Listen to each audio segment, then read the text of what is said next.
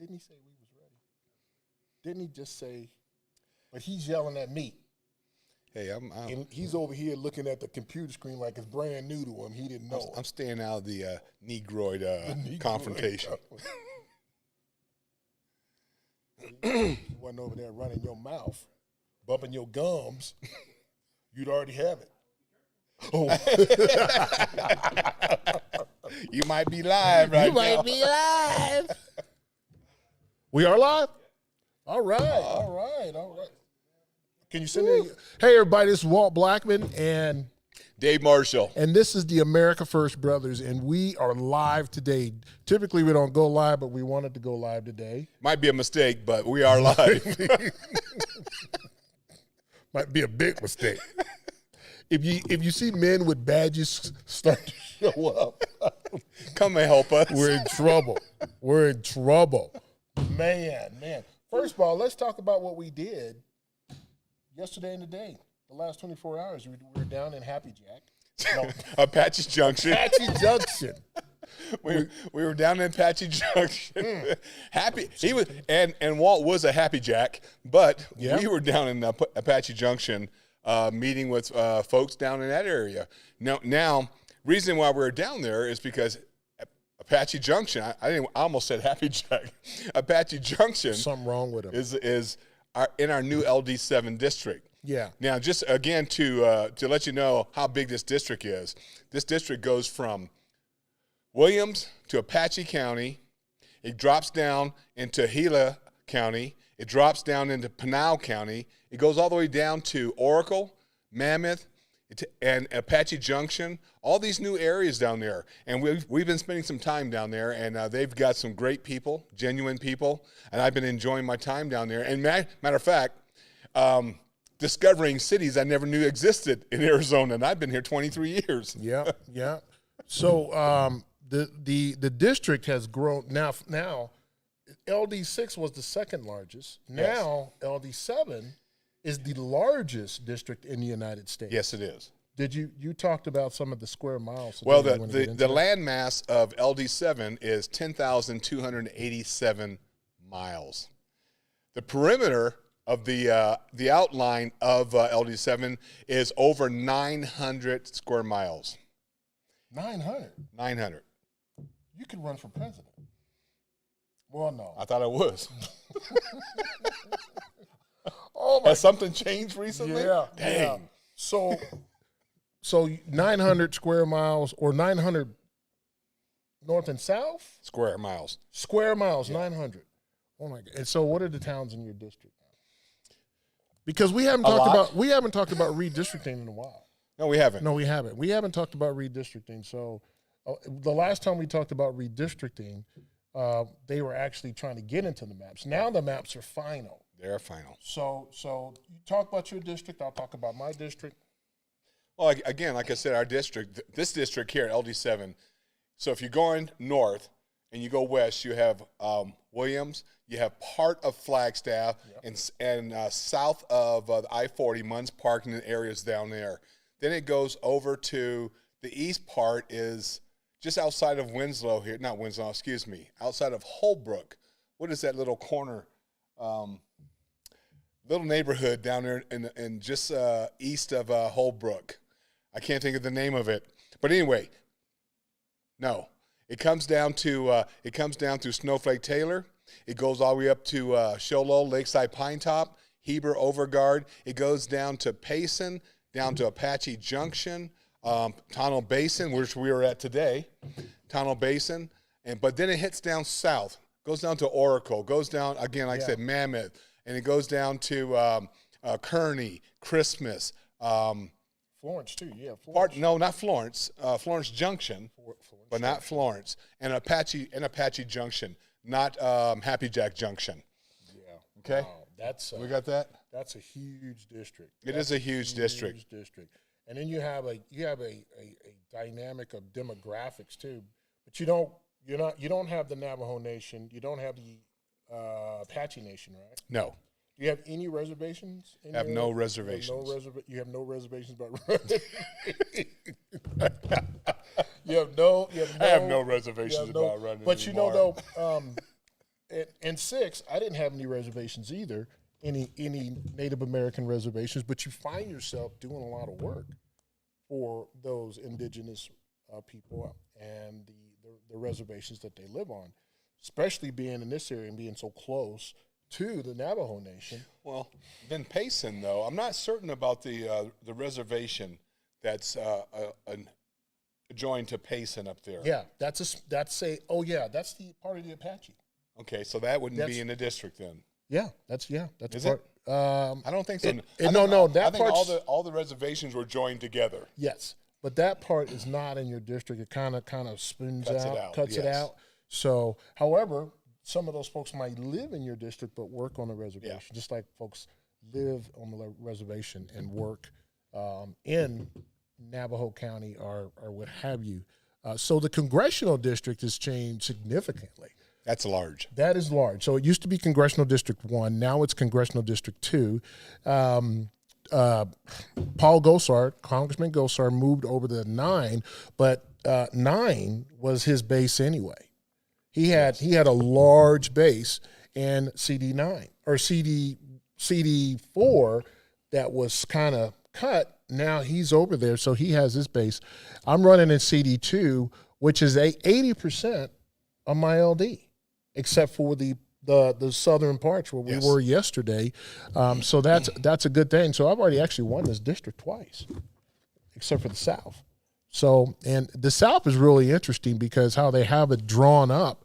It's a rural district. It's a true rural district, congressional rural district. It's a true rural district because when it goes south, where we were yesterday, Mesa is about 20 minutes away.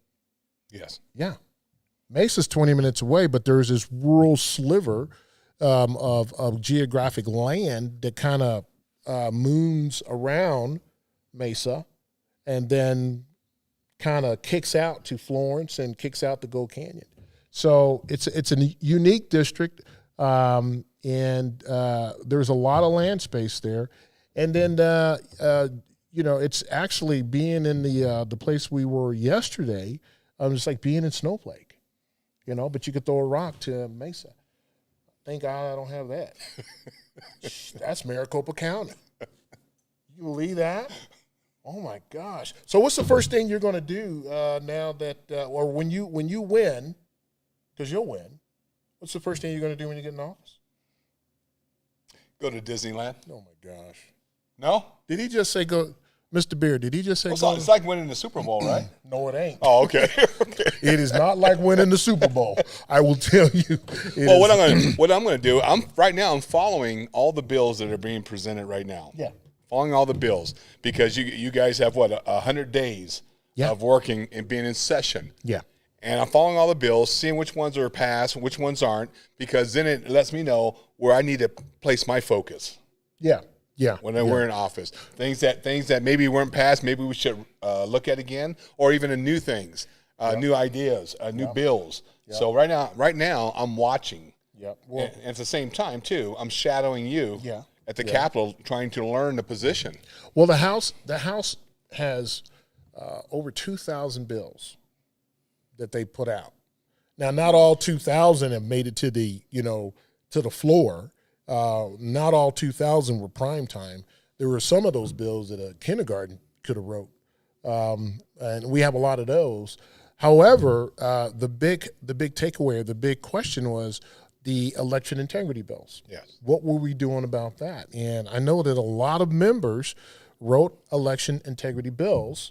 Some of them good, some of them not too good. Some of them actually doing something like protecting the ballots or protecting or making sure that a constituent has their ID, proper form of ID, scrubbing the rolls.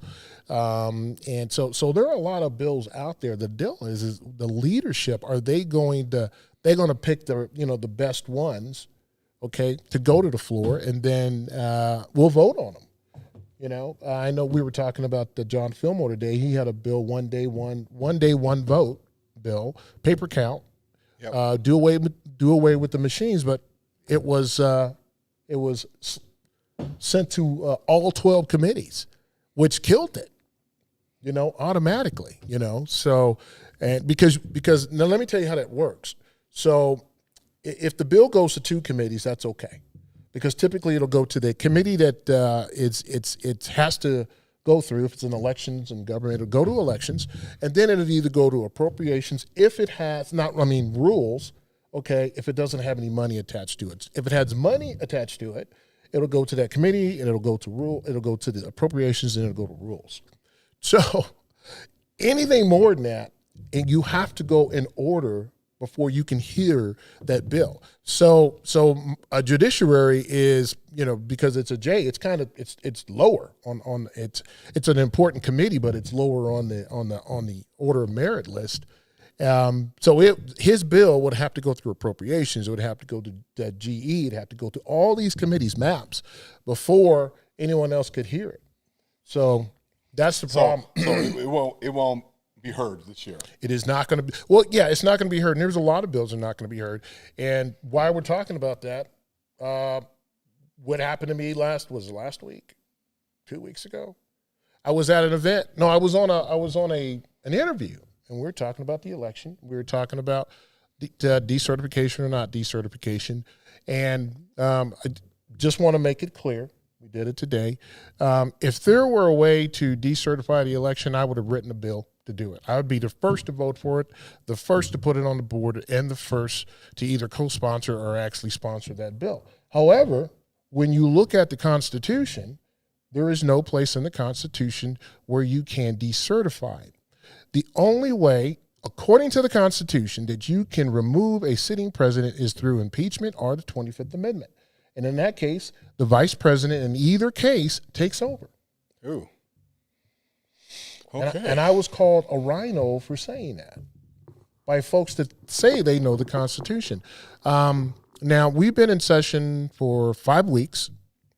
This decertification deal has been going on about a year and a half. And I haven't seen one bill put up on the board for decertification, not one. And a resolution is not decertification. A resolution is not a bill. I could write a resolution and go to the bathroom with it.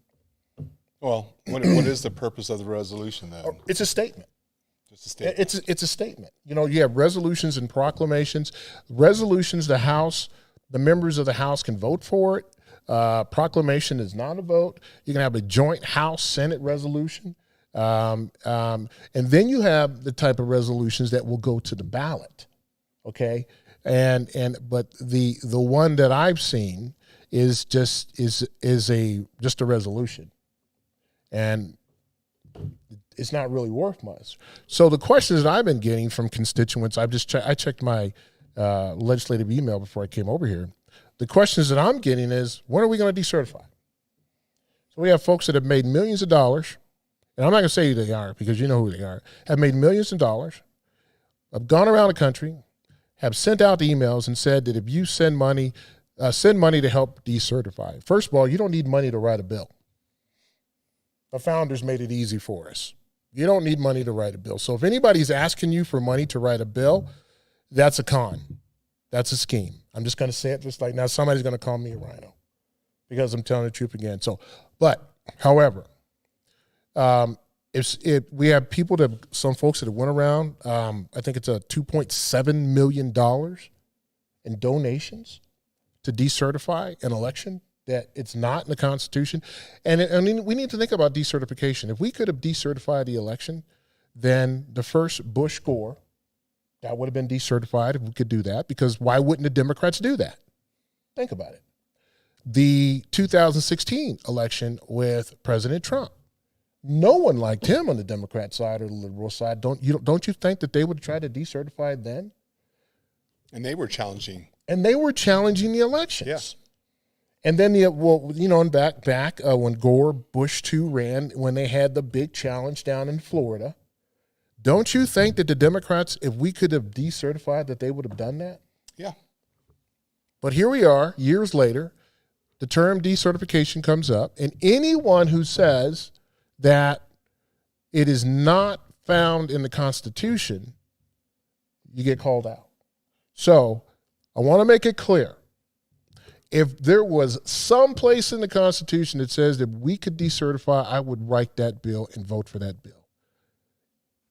However, the reality is it is not in a Constitution, at least the Constitution that the founders wrote, that we can decertify an election. That is a slippery slope. It's a double-edged knife. We have to be careful with that. We just have to be careful. We have to make sure that we consequence those folks who stole this past election by writing bills and then upping some of those misdemeanors, as I have, to felonies, and then making sure our 2022 elections are taken care of. Well, you just said something too a second ago. I want to clarify it too. We know that the election was stolen. We know that there was corruption. We know that for a fact. Absolutely. What can be done about it? Bills are being written today to protect the integrity of our elections. Bills are being written across this country in a lot of red states trying to protect, and what we're being called is that we're racist because we're trying to prevent black people from voting. Yeah. Because they can't find an MVD. Don't have a license. Or they don't have a license, or they don't have internet service, or they don't have wait a second, Kinko's. Is that what they said? That's what Kamala said. They don't have a Kinko's. 25th Amendment, we decertify, that's who you get. And I think Kinko's went out of business in the late 80s. So that's why they can't find it. So the vice president of the United States says that black folks can't find Kinko's. Can't. There's not a Kinko's in the neighborhood. That's why we can't vote. Because we're out of business. It's sad that you have to manifest lies to try to develop a narrative. Yeah. You have to lie to develop a narrative, and one of the narratives that just drives me crazy, I'm so sick and tired of, is the race narrative. Oh yeah. Everything that a Republican comes out with, or an idea, and if it doesn't align with their ideology, we're racist. Oh yeah. We're racist. Yeah. Have you looked at us up here on this show? And you're an Uncle Tom. Well, wait a second. Have you looked? Well, you're an Uncle Tom. I don't like you because you're black. Yeah. Okay. And you're an Uncle Tom because you're a conservative. You have those conservative values, small government, capitalism. You are an Uncle Tom. I'm an Uncle Tom because I love my country. Yeah. I'm an Uncle Tom because I love Arizona, my state that I live in. You can call me anything you want. Yeah. It ain't going to change my ideology. It's not going to change the narrative that I'm going to talk about. They will continue, they will continue to do that. So we were going to talk about something else, but we're not going to talk about that. We'll talk about this now. But if you look at the history of the Democrat Party started out as a racial organization. First of all, the Democrat Party is the worst organization that has ever touched the black community, in my opinion. Okay, I was on Fox a couple of months ago, and the person on the other side said the Democrat Party has always gotten it right. So I said, you mean slavery, Jim Crow, not wanting to vote for the Emancipation Proclamation? You mean that right? So the Democrat Party has been segregation. They have been attached to real racism in this country. When we're talking about the Emancipation Proclamation, every single Republican voted for that. And Lincoln had to twist arms for some of those folks, some of those Dixiecrats. Okay, I think there was like 2 or 4 Dixiecrats that actually voted for it.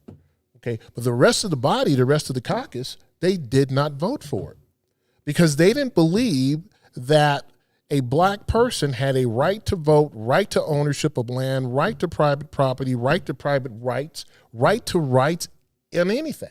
Well, and these folks were Democrats. Think about this. Anywhere in the world, where is there a large group of emancipated people who is flourishing in the world? Blacks. Yeah. So Larry Elder, a couple of years ago, I read one of his books, and he said that the wealth per capita, the wealth in black America is the 3rd wealthiest in some countries in the world. The 3rd wealthiest in some countries in the world. So, and I wish I could quote the book that he wrote. So if we're such a racist country, why is everybody trying to get in? Yeah. I just want to know that. And you know what? And those that are trying to get in are people of color. Yeah, but we're racist. Yeah. I don't think, turn around. We racist. Turn around. Yeah, don't You come don't here. see that. You don't see No. that. About 5,000 to 6,000 people coming through the border illegally, but we're a racist country. That makes about as much sense as we're a racist country. You go back to the Trump era, okay? The lowest unemployment rate in over 40 years Yeah. for blacks, Yeah. for Asians, for Hispanics, an increase of what do you call it? New businesses. 400 or 200% increase for black-owned businesses, Home buying. and we're a racist country. Yeah. And then President Trump had the gold standard. Remember that one? Yeah. For black business, starting out black businesses. So an entrepreneur had an ideal. The gold standard actually helped them create a business, finance their business, and do those things to keep the business running. As soon as Biden got in, he nixed it. He nixed it. But therefore, the Democrats are for equality and inclusion and all that other stuff they say. However, they nix a program that could have helped new business owners in the black community. Well, how much money did he fund black universities, black colleges? Who, you talking about Biden? No, Trump. Oh, I was going to say Biden. I don't know. I don't know how much he took it away. did. Yeah. Trump. He spent a significant amount of money to send to HBCUs, historically black universities. And here's the deal. Here's the deal. When President Trump came on the scene, people were kind of put back with his forwardness, his aggressiveness on social media and what he would say. I got to tell you, he was just saying what people were feeling. Think about it. Finally, somebody. Yeah, was. he was like, this isn't new to people who were patriots, who are conservatives, regardless of what color you are. His saying that stuff wasn't new because folks were thinking that high taxes, okay, high prices, just like we see now. Hey, Mr. Beard, there's somebody at the door. Did he say? What did he say? More black people. More black people. Man. So before, I know. So after Obama's 8 years, we had an increased deficit. We had inflation rising. We had jobless rates went up. Black home buying went down. Crime went up, and hardworking taxpayers, Americans, were paying more money out of their paycheck to take care of some of these social issues or these social programs that the Obama administration put in place. Yeah. Okay, with executive orders. And you're not supposed to run a country on executive orders because the country is not built on executive orders. That's a runaway deal. And then Trump comes in and it says, put a stop to it. Okay, put a stop to the overspending that we were spending in NATO, making them step up. Making them step up. Exactly, and pay their share. And he was saying and doing what people were already thinking. If this was a surprise to you, if you're out there and when President Trump came out and said, you know what, I'm sick of this, and it was a surprise, you might have been on the other side of the aisle, meaning liberal.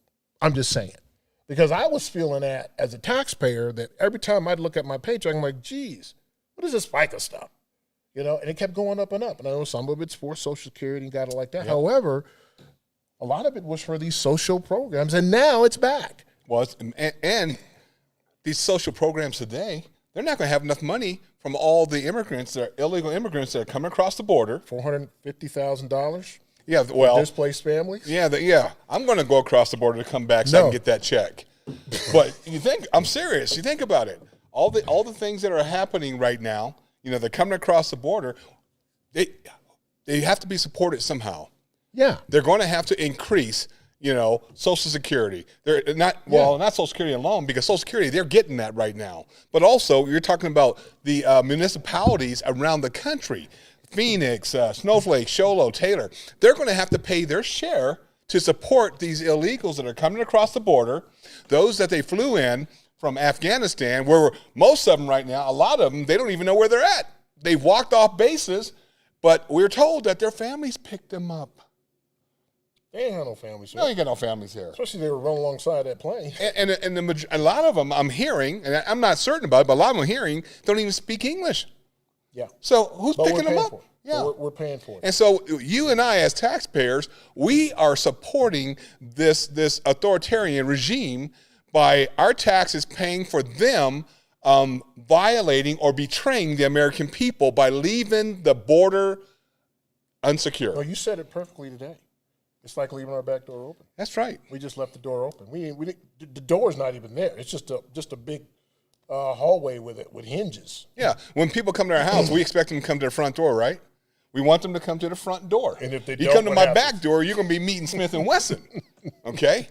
You come to the front door, Gonna and that's the way we expect the immigrants that are coming to this country is to come to the front door. Now, something else was brought up today was that what about there's a lot of Mexican Americans that are upset about the immigrants coming across. Why? Because they've been waiting years to get their citizenship. Yeah, they've been waiting in line. They're in line. They've been waiting They're in line to get their citizenship. And I have personal friends here in Snowflake that have been waiting for 11 years. And they're paying attorney fees for 11 years and still can't get their citizenship. And that's a racket. It is some a racket. Some of that's a racket. Yeah. You know, so you were talking about the increased cost of illegal aliens coming through. Now, right now, the three biggest ticket items we have on the national level when we're talking about the debt, carrying the debt is national defense, Social Security, and Medicaid. Right now, Medicaid is $1.2 trillion. Okay, and it's climbing every single day, because now we have started to bring all these folks in. And then taxpayers are stuck with that $1.2 trillion on top of the $30 trillion plus that's already a deficit that we have in this country. So my question to the Biden administration is, when we're broke, we have no more money. Who's going to pay for that? Because you just can't print money. No, because it loses its value. You can't print money, but they're printing money. They're just doing it. They're printing money. They're just doing it. You know, if you're going to do that, you just might as well give every family in America a printer. I got a printer. And let us go our own way. Mr. Beard, you got a printer? You got a printer? Isn't that what they're doing, though? They're just giving it, printing and giving it away. Hey, give me a printer. Hey, I'm just going to get some Monopoly money, go to the Walmart. I wouldn't do that. What do you think? You think I'd get away with that? Since we're live and stuff, you need to be careful. You need to go check your bank account because they might seize your money like they're doing in Canada. $600. $600 the federal government is able to peek into your bank account. $600 less. Come on, really? And we're worried about them listening to us on this? Come on, man. Really? And that's another topic though. Your privacy is gone now. It is. Because of not just of technology, but however, because of what is out there from this party, from this administration. Now we have a 40-year high in inflation. over $4 to buy milk or to put gas in your vehicle. Okay, $3 for bread and milk. And then last year it was lower. However, it continues to climb. It will. And it's not just because we have an administration that doesn't know how to handle the economy. We have an administration that is adding more debt by putting more people in this country that we have to pay for. And that's going to drive. That's going to drive it. It is. So you mentioned Canada. You want to jump into that real quick, what they're doing over there? No, right now I'm more concerned with my country. So aren't they driving through here, though? They're driving from the West Coast to Washington, D.C. They're not coming from Canada. Well, they're locked in Canada. They're locked in Canada right now. Go. They're towing vehicles away. They're taking their pets. And this has been they're taking their pets. Is this Trudeau, the prime minister? Taking their pets. Doing that? And what they're saying, He's running a pet house or something? This was on the news this morning that they're euthanizing the pets of these truckers. No way. Now, this was on the news, so I don't know. There's a lot of fake news out there. So you're saying that they're taking these pets and euthanizing these pets of truck drivers? Because after they arrest the truck drivers, they take possession of the pets. Okay. And so, what are they going to do with them? Are they taking possession of the vehicles also? They're towing vehicles. They are towing vehicles. So do you think that could happen here in the country? Sometimes, and some people be mad at me. Sometimes I feel like we're headed towards a third world country, because of this administration. We still live in the greatest country in the world. Yeah, everybody's trying to get in. We still have freedoms, but over the past year and a half, 2 years, I watched a lot of American people surrender their freedoms. An erosion of our freedoms, and that brings me back to the Constitution. The Constitution is not a living, breathing document. We can't change the Constitution because we don't like an outcome. That is not how the founders wrote the Constitution. And if you look at, and I've read the Federalist Papers also, and the Federalist Papers is sort of like a balance that what could happen if government gets too big. So when we see these things are happening, private property being sieged because of civil asset forfeiture, when we see that liberties are being taken away to some form or some form that you see it, when you see that, that is because we are letting the federal government run us as states. In Arizona, we are a sovereign state. A sovereign state. We're sovereign. Okay? We're sovereign people. We are a sovereign people. However, the federal government has it turned around. The states created the federal government. It's not the other way around. However, when lawmakers go to D.C., they buy into that narrative that big government and the federal government controls the purse strings of states. And it is not. And that's a lie. That's a lie. That's a lie. Prime example, Arizona, 52% of the land mass has been taken up by the federal government, the Clinton land grab. Okay, that he had a big part in that in his administration. However, BLM is an executive order creation. Okay, they have a law enforcement agency in BLM. I don't know why, but that's going down a rabbit hole. However, it was only supposed to be 10% of the land. The federal government could take the land. But we have 52% of our land mass taken by the federal government. Well, the last reporting I saw was 42.29% over 30,700,000 acres that the federal government has taken of Arizona land. Yeah. 30 million. Yeah. So why? Because we gave it up. If you look at the Constitution, if you read the Constitution, the only entity that can give up their land is the state house. Yeah. So if we can give it up, we should be able to get it back. And we're only supposed to give up 10% around military or federal installations. So I'm not good in math, but 52% is not. I'm just saying. 52% is like this and 10% is like this. But the problem with that is that 52%, that takes up private property. Private property does what? Taxes pays for school, K through 12 funding. So the more federal land that is gobbled up by big government, the less that we have to pay for K through 12 funding, because there are very small portions around the state with that. And unfortunate too is that the federal government has possession of all this land in the state of Arizona, and they do not know how to manage the land. They don't.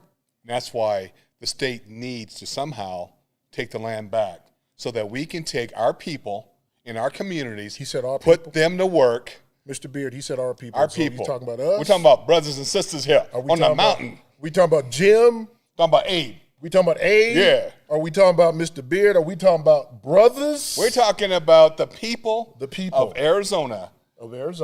I think we can take better care of our forests than the federal government can ever do. So I want to be not the judge advocate, but I want to be the devil's advocate to that, because the argument always goes, whenever a lawmaker or someone like yourself getting ready to get in office, you say we need more, we can manage our forests better than the federal government, and I agree. But the argument always comes back, well, you don't have the resources to do that.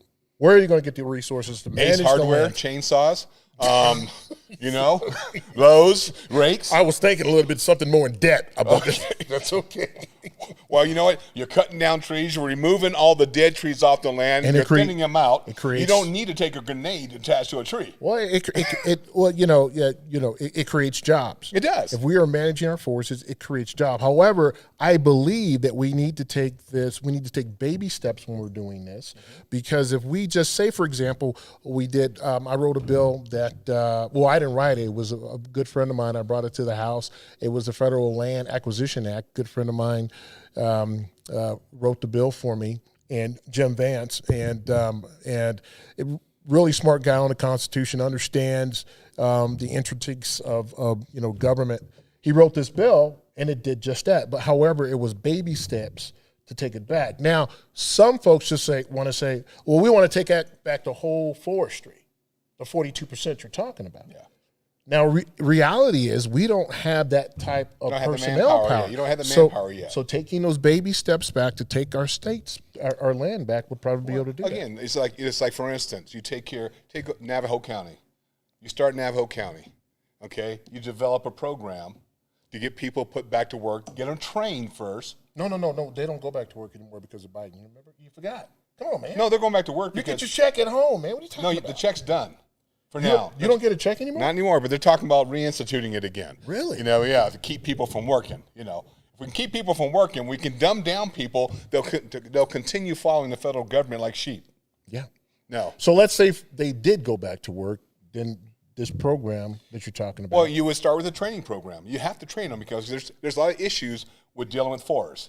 There's a lot of ways to manage forests. There's different techniques on managing forests. So you would start, like, say, for instance, you would start with Navajo County. Leave Coconino, leave Gila County, all those alone. Like you said, start small. And once you start developing those workers, those trained workers, then you can start moving to the next phase. Yeah. But again, you think here, just in our mountains here in the White Mountains, you'll be busy here for years. Yeah. Years working and these guys will be guaranteed jobs for years. Yeah. Working in the forest, thinning out the forest, cleaning up the ground, rebuilding the trails. And that's a big deal in Arizona. The Arizona trail system is a revenue generator, and because the trail system also is connected with the tourist organizations like with the Grand Canyon, which we don't own. No, we don't grab the revenues from that in Arizona. The revenues go to the federal government, and we just had 10% of the Grand Canyon. We'd be able to pay for more things in our state, like K-12 funding, like law enforcement, like capital projects, roads, bridges, those type infrastructure. Of infrastructure, not the infrastructure up at D.C. though. That's a different type of infrastructure. Yeah, that's New Green Deal, but that's a different story. Oh yeah, they passed that infrastructure bill here. How long ago? That was a couple months ago. Where's the money? Just like, where's the bill? Where's the money? Where's the money? Maybe Professor Vance has it. This is what happened with the money. This is what, since Abe is here, kind of remind me, because they have one of those, don't say it. Okay. They got one of those automobiles that needs a battery. More than one battery. So what the infrastructure bill did in our area is that it paid. I told you this. No. I was just thinking when we were whispering in here, who does that? I don't know who does that. Who does the whispering? Mr. Beard? Biden. And they're coming after you. Does he do that for real on press conferences? Yes. I bet. I mean, I'm going off the subject real quick, but I bet if you were on his staff, every time he'd go take the podium, you'd be scared to death. He's gonna say something. I don't know. Say something crazy. I go numb myself. Really? I mean, really, I would feel sorry for his staff, man. Think about it. You got this guy that is like Weekend at Bernie's. They're holding him up, and then they take him out to the stage, and he's out there, and they're hoping that he doesn't say something crazy because their jobs are on the line. Think about it. When you think about it, too, he's the president of the United States, and they shut his mic off when he's talking. I literally shut his mic off. Well, you know why they do that? They do that because they know he's going to say something crazy. Yeah, but they do. They shut it off, and then they'll walk out there. Okay, press, it's over with. You guys got to go. See ya. Yeah. He can't talk anymore. And he can't talk, period. Or he'll walk off. He goes, I better not say anything else. I'll get in trouble. You're the freaking president of the United States. Are you kidding me? Oh, my God. You'll get in trouble. Yeah. Oh, my gosh. Anyway. There was a story about Lyndon Johnson, and by no way am I a fan of Lyndon Johnson because he is part of the issues that we have right now in the black communities. But he was walking out he was leaving on one of his helicopters, and he was going to the wrong helicopter. And then I'm not sure if you heard about this or read this. And the aide says, Mr. President, your helicopter's over there. And he looks at that kid and he says, son, they're all my helicopters.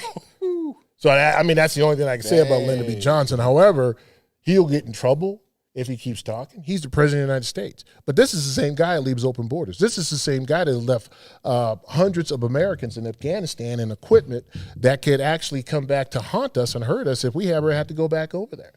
He's the guy that shut down the gas line, the pipeline. The Keystone Pipeline. Yeah.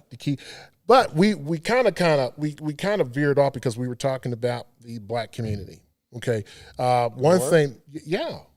We were talking about the black community, that the Democrat Party is the worst thing that has ever hit the black community. I believe that. That's what you said. I believe it. Don't be throwing stuff in the air like that. Don't throw it. Don't throw stuff in the air. Can I throw it in the air? Okay, go for it. Like Planned Parenthood? Yeah, let's throw that in the air. Go for it. Margaret Sanger? Can I? Yeah, you can go throw for that it. in here? Yeah, go ahead and talk about the KKK. Go ahead. Oh yeah, well, she did give a speech to the KKK. Yes, she did. She did. Standing on a milk crate. She did. Did you say milk crate? Milk crate. There's pictures of it. Where'd you get There's that from? pictures of it. It could have been a box, man. Milk. Back then, milk crates were in boxes. It was a box. So the biggest rate of death in Black America is abortion. Abortion. Okay, there are more black babies aborted than there are born. We know that. The data's out there. It says it. There are more Planned Parenthoods in black communities than anywhere else, and they even have in majority black schools, K through 12 schools, or well, high schools, they have Planned Parenthood in the schools. They still have that in schools? In schools. I remember they had it in the 60s and 70s. Mm-hmm. I didn't know they still were doing that today. 19 million black babies have been aborted since Roe v. Wade in 1973.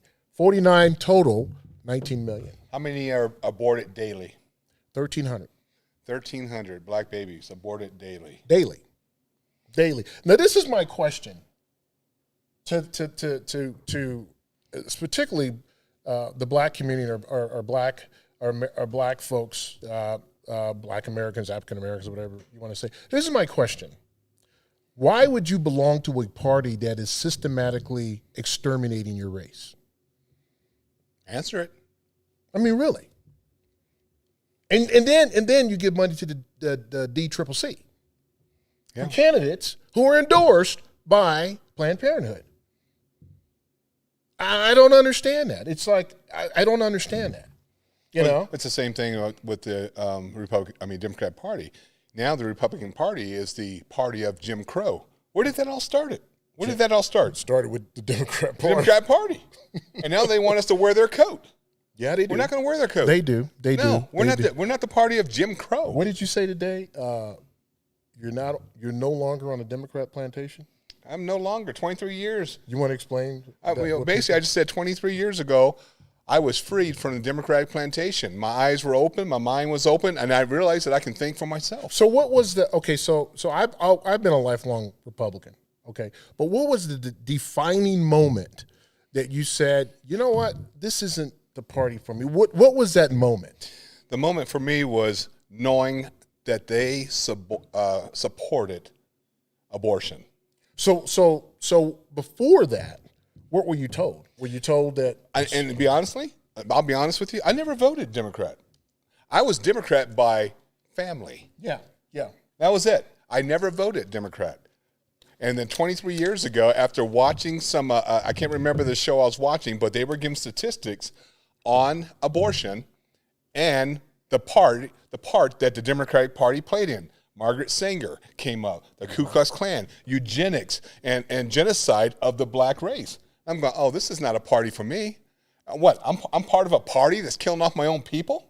Yeah. I said no. So right now, the black population should be upwards around 18%. It is at 13% right now because of abortion. Again, how are you supporting a candidate, a party? If you're a black American, I can understand the ideology and I can understand some of that. But when you get down to it, and it's this party is actively committing genocide against the black community. How do you do that? Take away everything. Take away the neighborhoods or what have you that the Democrats have put black Americans in, or black Americans have chose to get in some of these communities because of not working or what have you. But just the mere fact that 19 million How many folks died from the Holocaust? Was 6 million? 6 million. 6 million. So 6 million folks were exterminated, killed during the Holocaust, and that's very sad. One is too many. 6 million Jews. But 4 million, and who knows of that 4 million who could have been a doctor, who could have cured cancer, who could have created a spacecraft to go to Mars. Who knows? Okay, who knows? And then if you look at some of these stars, Tupac Shakur, what would happen if he was aborted? Okay, he had a single mother coming up. Stevie Wonder, Yeah. Some of those folks. Ray Charles. So while they're saying, my choice, my body, my choice, I got that. However, it's another human being that we're talking about, and that human being has potential by God to do great and wonderful things, but they've snuffed out 19 million. My choice, my body. I like that because you think back right now, what we're living through right now, the pandemic, epidemic, whatever you want to call it. Oh. My body, my choice. Why do I have to take the needle then if it's my body, my choice? No, everything but that. The Democrats Don't get me started on that one. They got some double standards. How much more time do we got, Mr. Beard? We're over We time. are? We're Okay, over time. don't worry about it. You'll be fine. Dang, man. Okay, really quick though. Really quick. Let's the shot. What have you heard about that? You don't want to go to the shot, man. You know why? The COVID shot. You don't want to go there. You know why? Why don't I want to? Because they'll shut us down. No, they won't. Yeah, they will. No, because we're black. They'll really shut us down. I know, right? 2 black conservatives? Somebody looking for the off button. Turn it off. Unplug it. You know what I'm saying? Unplug it. 2 black conservatives. I've never been on Facebook or social media until the campaign, right? Yeah.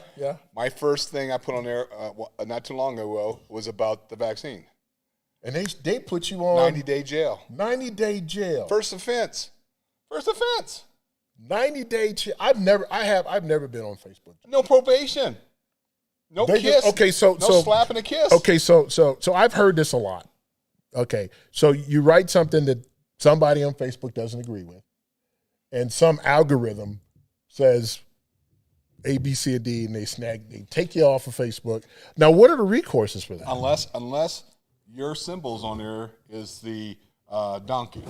If your symbol's a donkey, they'll let you stay on. You mean the jackass? Oh, I'm sorry, the donkey. Shh. Hey, The donkey. don't say that so loud. The donkey. But seriously, if you're part of the Democratic Party, you don't get censored. Yeah. But if you're a conservative, I don't care if you're black, white, or brown, you get censored. Yeah. You get censored. What about freedom of speech? What's that? We got a lot of people running around say they know the Constitution. The White House does not know the Constitution. Well, Weekend at Bernie's, he's just being led around by a couple people that are scared to death to put him on front of a podium, but they don't know the Constitution. No, they don't. If they did. They don't. You know? And I think what they're trying to do is whitewash the Constitution. They're trying to rewrite it, not in a physical sense, but mentally. They're passing their message, subliminally passing their message along to the people, because why would a mass group of people volunteer their God-given rights, their freedoms and liberties, because a man in an Oval Office says you should do it? Called executive order. It's called a cult. Well, I think we've gotten confused who does what. First of all, when we're talking about that up there, we know judiciary doesn't make laws. No. Okay, that's Schoolhouse Rock. Okay, the executive enforces the law, but the Congress makes laws. Okay, and in the United States Congress, the House of Representatives is the only entity that can spend money. But now they got it all mixed up that everybody's spending money, people giving out shots, taking away your First Amendment rights, and they're looking at you and me like we crazy. And want to take away your Second Amendment rights. They think that the Second Amendment was written to hunters. Oh, yeah. Well, they had muskets back then. So you guys, we're going to come get your guns so you don't go hunting no more. I don't think that's going to happen. No. Second Amendment was to defend ourselves from governments like this. Yeah. So, after Professor Jim, what do you think? After the Civil War, you know who really benefited from the Second Amendment? Think about it. Freed slaves. Freed slaves. 40 acres in the mill. That's a real thing. 40 acres in the mill, and they gave them a firearm. A mule. Mule. Okay, man. When Like you say 40 acres in a mill, that's all you get? Yeah. 1 mule? Yeah. So 40 acres in a mule, and they gave them a firearm. Yeah. And you know who instituted that? Republicans. You want to know why? Because the Ku Klux Klan was running around the countryside terrorizing these newly freed black folks that had 40 acres. So they were actually benefiting from Black America, benefiting from the Second Amendment. But now they're brainwashed. Yeah. Well, again, a lot of times it came back, started with Lyndon B. Johnson. We got to make this quick, guys, because we have to end this episode here because Mr. Beard's giving us the evil eye over there. Sometimes you can see Mr. Beard in Walmart. But you go back to Lyndon B. Johnson. Mr. Beard? No. Lyndon B. Johnson. The Great Society. And what does he say? I'm going to paraphrase. He says that, you said it today, so don't paraphrase. I'm paraphrasing. He says that if we basically give the Negroes, the Democrat he Party. he called it the other word. If we give them gifts, if we give them free housing, if we give them free money, we'll have these ends voting for us for the next 50 years. And guess what? He was right. I think he said 100 years. 50. He said 50. He said 50 years. 50 years. So that is what we're seeing today, ladies and gentlemen. We're going to get ready to close out. We kind of joke with all this stuff. However, these are serious issues, not just in black communities, but in all communities, people of liberty, people who love their country, and people who understand that the Constitution really means something, and we can't pick and choose. If the Constitution it doesn't go our way, we can't change the Constitution because we lost that ball game, okay? Because the other side will start doing that too. But these are some serious issues, and we implore you not just to get your information from us. Don't get your information just from us. Do your research. Yes. Open up a book, or and Google is not the best source at times. I'm just want to let you know. And Facebook is definitely not the best source to get an education. However, there are some books out there and writings and essays and our theses, yes, that you can learn from. And you're going to find this out really quick. You're going to find this out when you get in the House of Representatives and you write a bill. You're going to get a call and somebody's going to say, "Oh, you wrote that bill. You're a writer." And then you're going to say, "Did you read the bill?" "No, I saw the title on Facebook." Yes. And then you got a choice. You have a choice at that. You're at a Y. You can go buck wild on them. Butt naked? Yeah, butt naked, buck wild on them. Or you could say, "Here's the bill, why don't you read it?" Yeah. Or you can break it down, "Here's the summary, read the summary." Okay? Yeah. So what I am telling you is, if you have issues about policy, read the policy before you go on Facebook or YouTube or what have you and make a fool of yourself, and all you know is the title, but you don't know what's in the bill. So, and you're going to find that out. That's why people need to do their research. We're the America First brothers. And we're going to close out. I'm going to close out with this statement here. No, don't do that. Yeah, I am. Don't go there. I said don't. At the beginning of the show, I said don't go there, because if you go there, what's going to happen is Mr. Beard going to get upset. He's calling 911 right now. Oh, dang. A polite society, is an armed society. Remember that. I like that. I like whose quote is that? Because it ain't yours. No, it isn't mine. It's John Adams. Really? What did Ben Franklin say? If you give up a little bit of freedom now, you won't have lights. No, if you give up a little, you give up some freedom now, then you don't deserve it. If you give your freedom up for safety, then you don't deserve it, or something like that. Next time we need to read that. Hey, everybody, I'm Walt Blackman. Dave Marshall. We're the American First Brothers. And he'll look up that Ben Franklin thing for you later. I'm going to look on Facebook, because that's where I get all my information from. That's what I do, Facebook. That's what I do. Get yours from that? No, but I know some people who do that. I'd like to give them a book. Okay. Like a real book. Like one of those books over there. Thank you guys for spending some time with us. Are we off? Oh, thank you guys for spending time with us. And again, like Walt just said, we like to have fun while we're doing this, but these are serious matters, and we're living in serious times. Do your research. Don't be led by the cult in the White House. Do your own personal research so that you can equip yourself for what's coming. And God bless you guys. And Weekend at Bernie's, I don't know, there's something wrong with him. God bless you.